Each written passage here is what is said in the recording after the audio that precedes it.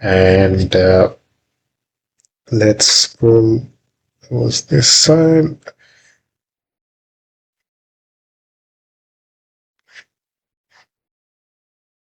Okay, let's refresh and see if our load balancer has been active. Oh, it's still taking a while.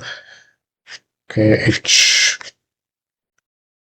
all right. So while this is up and running, in the meantime, let's uh, get our security groups. Let's make sure they're up and running. Yeah, so I have my security group set up for SG load balancer, and I have a default security group here. So let's go back here and see if this has the status is changed. Hopefully not yet.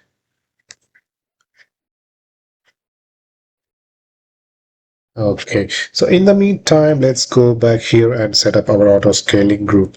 So I'm going to create a auto scaling group, and I'm going to name it demo ASG.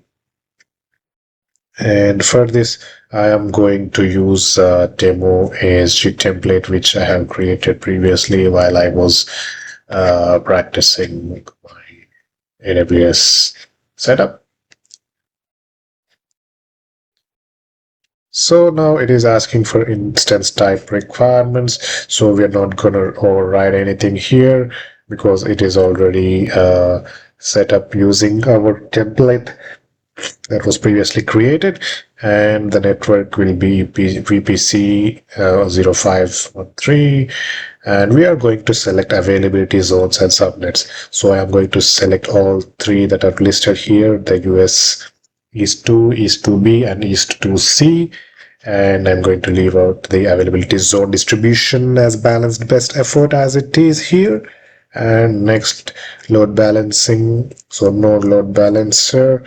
So traffic to your auto scaling group will be not be fronted by a load balancer. So let's just leave that as it is. And the lattice will be no lattice service, and I'm not going to make any zonal shifts now, and everything will be as it is. So it is asking if you'd like to configure group size and scaling, which is optional.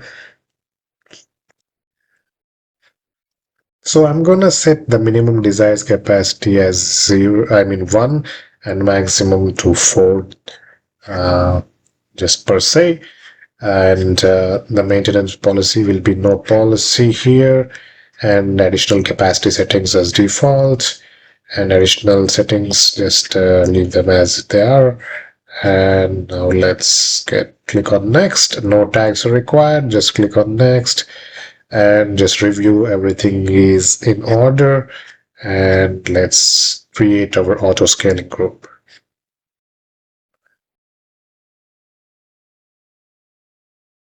So our auto scaling group has been created, demo ASG, as you can see here. The status is updating capacity. So as I mentioned earlier, it might take a while to get it active, depending upon how busy our EC2 instances are within these availability zones.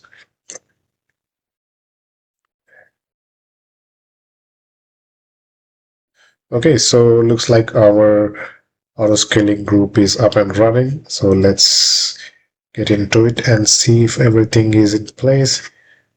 So yeah, so the status is blank, so which means it is up and running. And as you can see, our availability zone is distributed across 3 zones, and we are using the launch template which one we created, and we'll make sure we change the security groups here.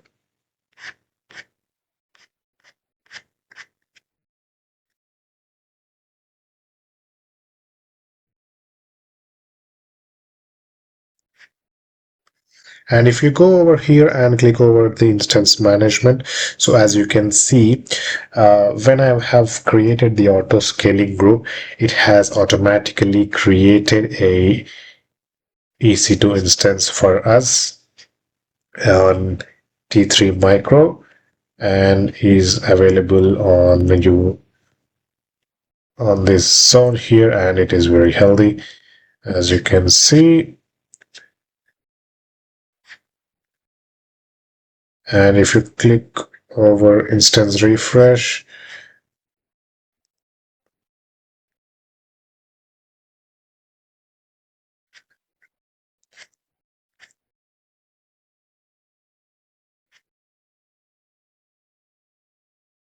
yeah, so that's about it. So now let's get back here and see if our target group has been active. Let's just refresh this and check. Yeah, so looks like it is active now. And as you can see, uh, I meant to show you the load balancer. Yeah, so it is active as you can see here.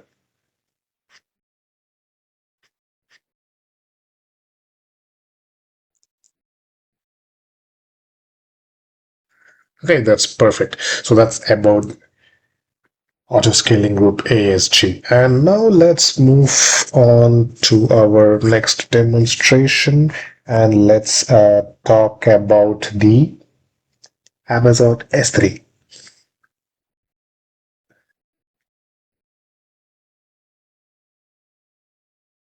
So this is my Amazon S3 bucket, so which I have previously created while I was practicing my sessions.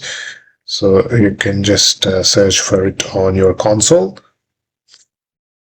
So as you can see, the Amazon has general purpose buckets and directory buckets. So I have created a couple of buckets on the general purpose buckets here. So here you can click on create bucket in order to create one. I'm just going to show you one just for the purpose of this demonstration. So let's name it as something unique. It has to be 3 to 63 characters and unique within the global namespace. So it should not be matching to any other, or else it wouldn't accept. So make sure you create something very unique.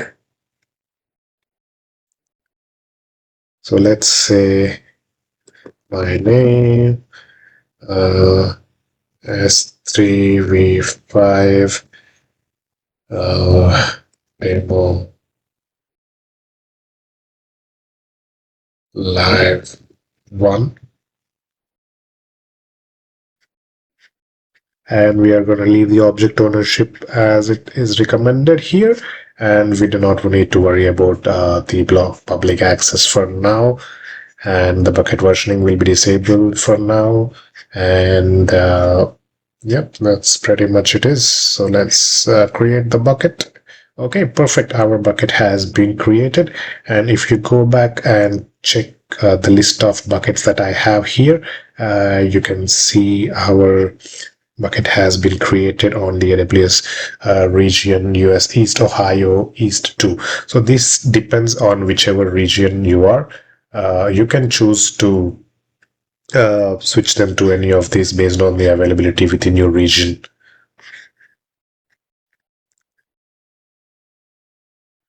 So let's click on this one here. So this is our bucket, and as you can see, you can upload an object to store in this bucket. So let's just upload something here, and I'm going to click on add files, and I'm just going to upload a picture, a JPEG file.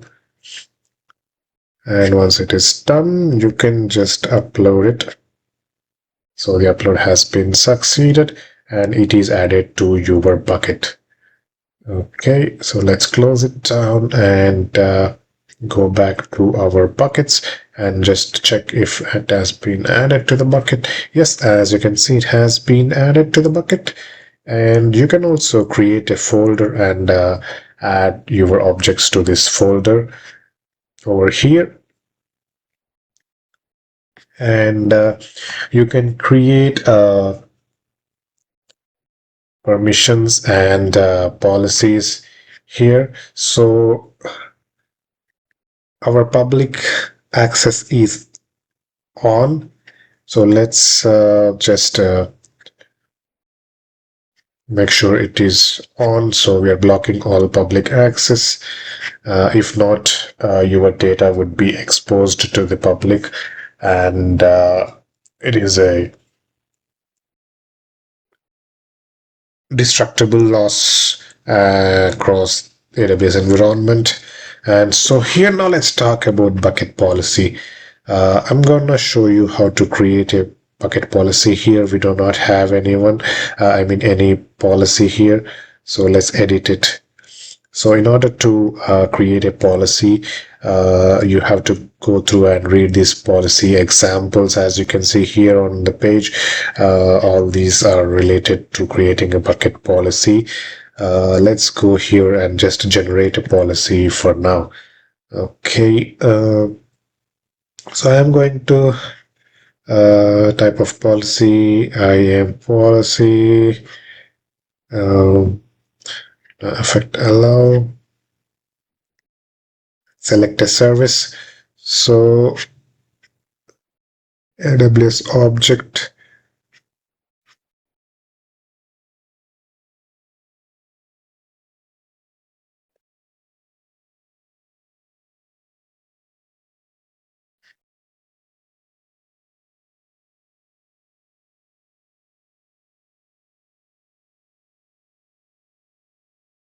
So we're gonna leave the principal as it is, and actions.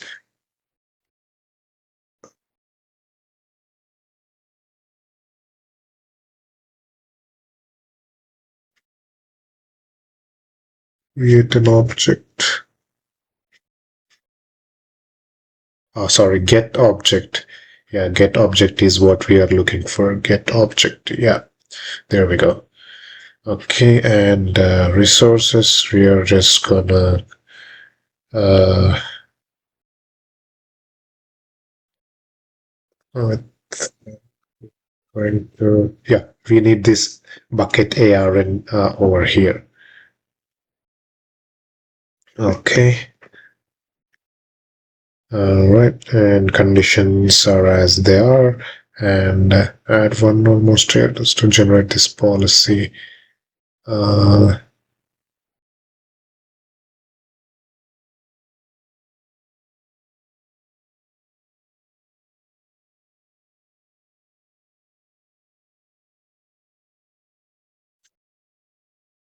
Okay, perfect. So we have got our policy as a JSON document here. So we just need to copy this policy and go back to our bucket here and edit our bucket policy here. Okay.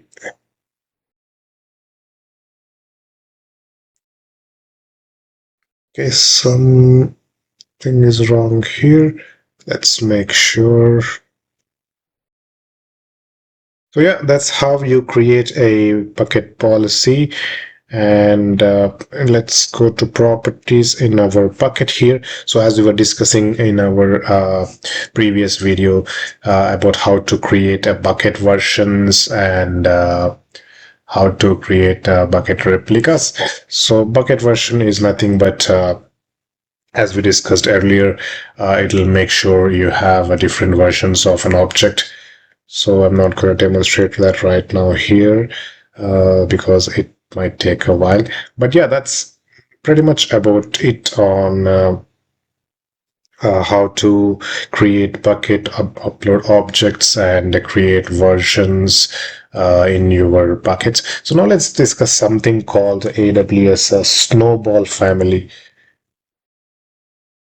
So let's go here, AWS Snowball family.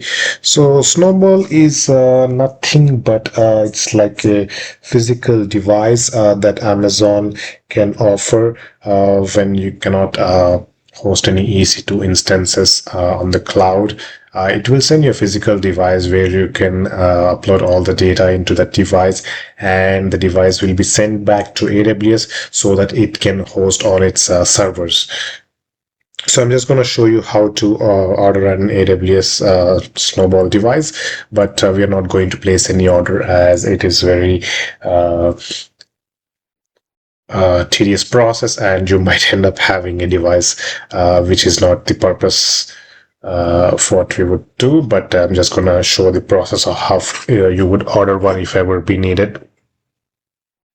So here, as you can see, you can just click here on order an AWS Snow family device, and you can create the job name, and you can choose a job type, which will be either import into Amazon S3 or export from Amazon S3 or local compute and storage only.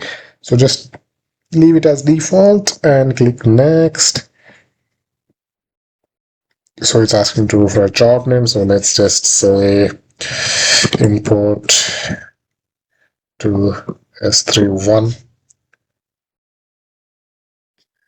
Okay, so this is the Snow device that you will receive if it is default. Right now you only have one, which is Snowball Edge storage optimized with 210 TB and computing power with memory and storage, which is an SSD device. And you can select the pricing, on-demand pay per day pricing, and you can select the storage type, and you can choose which bucket you would like to get the data into this device. And let's just select one for now, just for the purpose of this. And you can select and enter your shipping address and everything over here in order to get that Snowball device delivered to you. All right, so that's all for now. So we have discussed about AWS Snow family, and we have discussed about auto scaling groups, we have discussed about load balancer, we have discussed about target groups, and we have also discussed about the generating a bucket policy. Okay, well, that's all from me for now in this video. Thank you very much for watching, and I will see you in the next one.